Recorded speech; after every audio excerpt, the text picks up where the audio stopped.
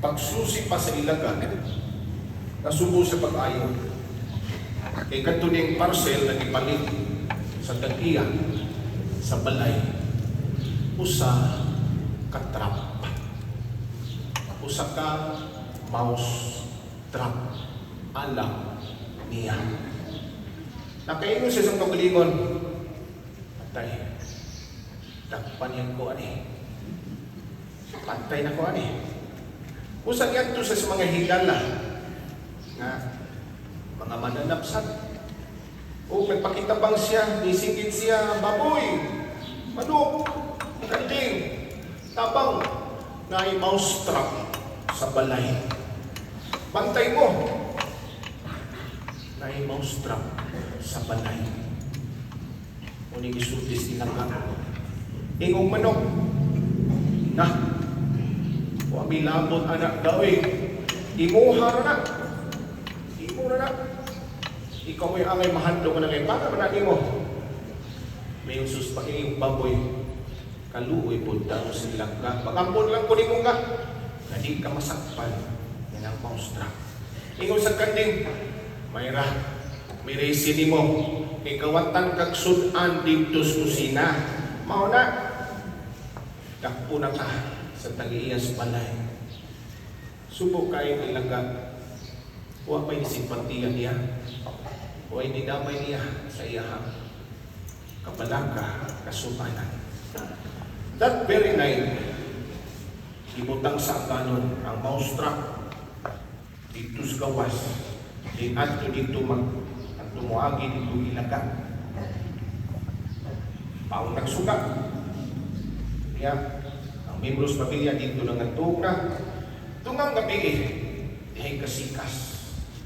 Kung nakamatang asawa sa tag-iyas balay. Nakadungog siya, ngaray kasikas dito sa gawas. Dito sa mousetrap.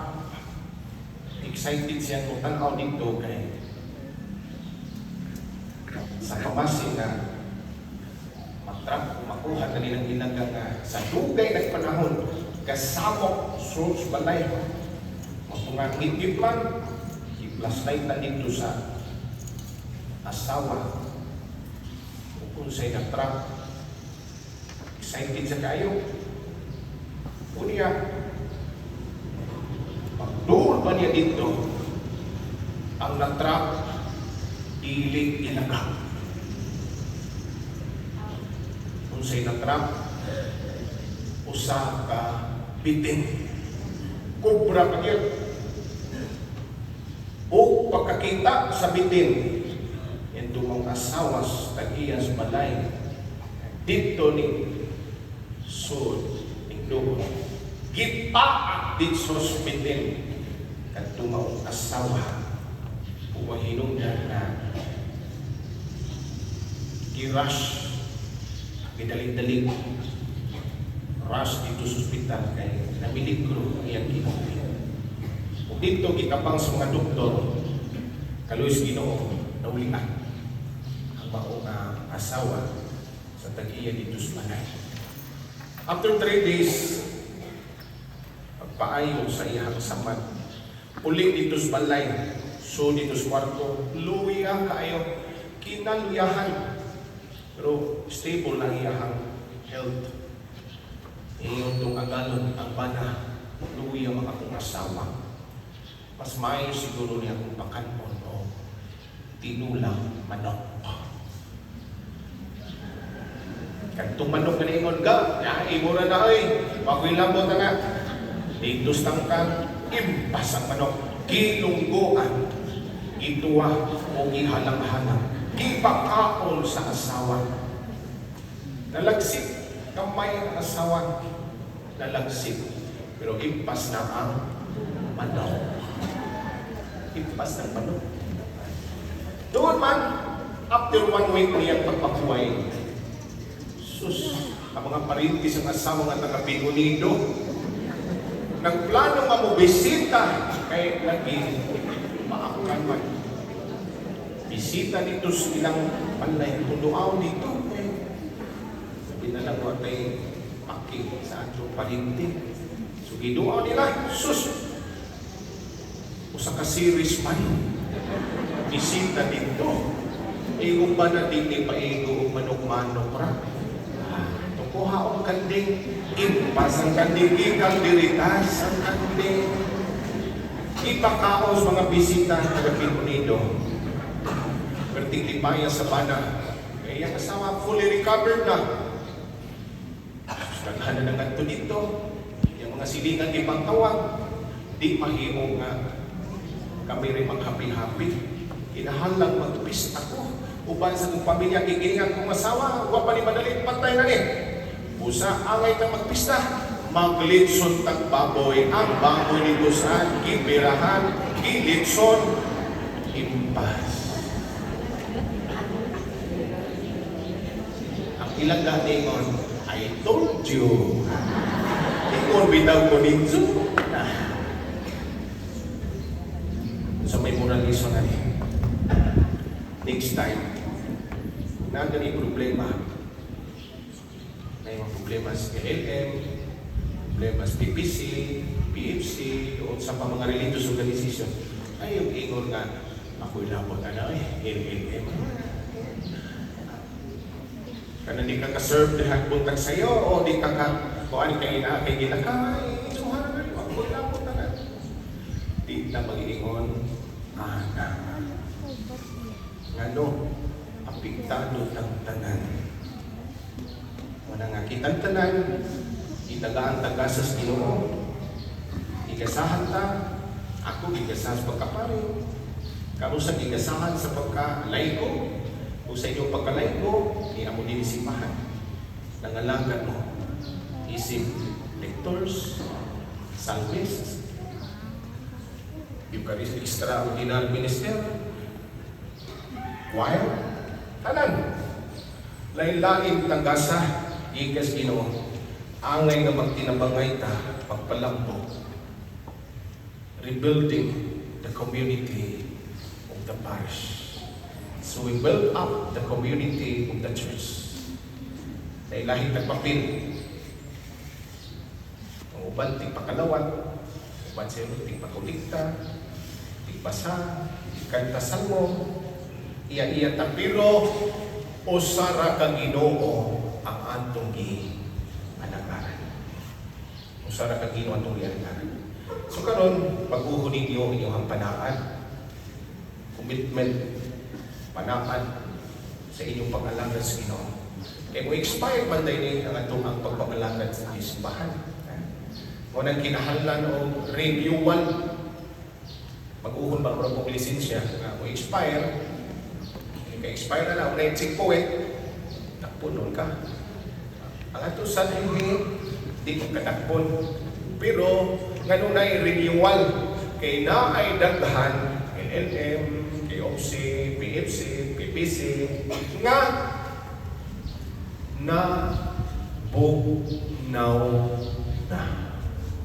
Sa pagpangalagan mo, nagpinahalang renew mo. Kaya dihas pag-renew, gikas pagkabugnaw o saman, ma-init mo balik. So, mabugnaw ta, di taganahan. So, giganahan ng renewal aron ma-nasita. Mainit at balik. Naidaghan na ito, so sa katuig na, gawas ka na bugnaw na, namatay na. Karon pinagis renewal buhig ng balik. So mo na. I hope di mo maluya, di mo muhuno sa iyong kadasig sa iyong pagpangalangan.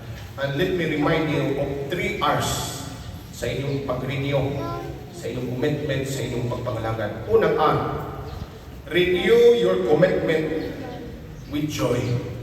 Renew your commitment with enthusiasm. Ang tagin inyong pagbapos panaan, mapuno ang tanis kalipay, pulos kadasig.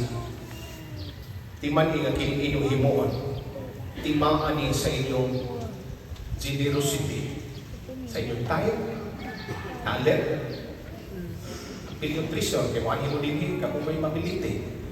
Treasure mo na, o involve ng treasure. So, timaan sa inyong treatise, generosity sa inyong time, talent, o treasure nga inyong gihatag para sa Ginoo. Nahinumdum mo sa kiyo, usa sa mga dagko kayong mga inila nga tax collectors sa panahon sa itong Ginoo. Iyang giablihan ang iyang puntahan alang sa Ginoo. Di lang kayang puntahan ang iyang kasing-kasing, ang iyang kinabuhi, iyang ipasun ang Ginoo sa balay. Siyang kasing-kasing o sa tibok niyang kinabuhi. He welcomed Jesus with delight. He welcomed Jesus with joy. He welcomed Jesus with love. Pinapunta mo sa tiyang timaan sa inyong pagpapalagan. You are welcoming Christ with love and with joy. Tinukmod sa gugma, gugma may hinungdan sa inyong pag-anhi, dinhi. Gugma o pasalamat kay nga luman. Usanin ka response of love ang imong buhaton karon. This is an act of thanksgiving. Tungod sa daghang gihimo sa Ginoo dahil sa imong kinabuhian. Di ka kabaws. God has done so much in our lives. Panagiling atong pagbago sa pagpanaan, sa pagpangalagan, isip mo sa ka-LLM, tubag ni sa dako kayong gugma sa Ginoo nga di ilabwan dahil sa atong kinabuhi. So daghan sa kahimo sa atong kinabuhi. Dapat lang sama sa tumahal nga birhen, ngayon sa freedom, ngayon sa ta, I will say yes. I will serve Him all the days of my life.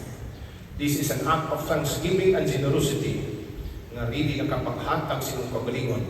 Pagtugyan sa imong kagalingon, bisan dihas mong pagkalawat, dihas pagkanta, pagbasa nimo sa pulong sa Dios, hinumdumi, kaniingon ng Ginoo.